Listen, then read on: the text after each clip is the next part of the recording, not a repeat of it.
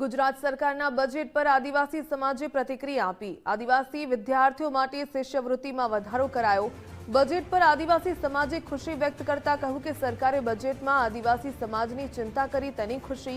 આદિવાસી સમાજના બાળકો સારું શિક્ષણ મેળવશે।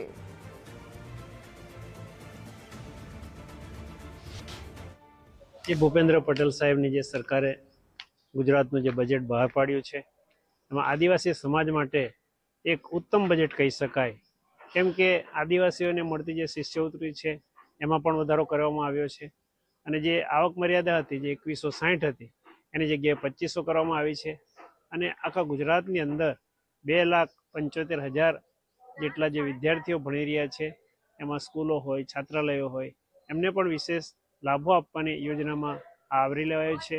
એ બદલ હું નરેન્દ્ર મોદી સાહેબ તેમજ ભૂપેન્દ્ર પટેલ સાહેબની જે યોજનાઓથી આદિવાસી સમાજની સર્વાંગી ઉન્નતિ થવાની છે એનાથી આદિવાસી સમાજ બહુ ખુશ છે। અમારો નર્મદા જિલ્લો ખૂબ આદિવાસી પછાત જિલ્લો છે। આવનારા દિવસોની અંદર સરકારે જે આશ્રમ શાળાઓની અંદર આદિવાસી બાળકો ભણતા હોય, સર્વ સમાજના બાળકો જે ભણતા હોય એવા બાળકોને પણ આ જિલ્લાની અંદર તમામ શાળાઓની અંદર સારામાં સારી ગ્રાન્ટ પૂરી પાડી અને આદિવાસીઓને જે શિષ્યવૃત્તિનો લાભ મળવાનો છે એ આજની ગુજરાત સરકારે જે બજેટ રજૂ કર્યું છે એમાં આવરી લેવામાં આવેલ છે। એ બદલ હું સરકારનો ખૂબ ખૂબ આભાર માનું છું।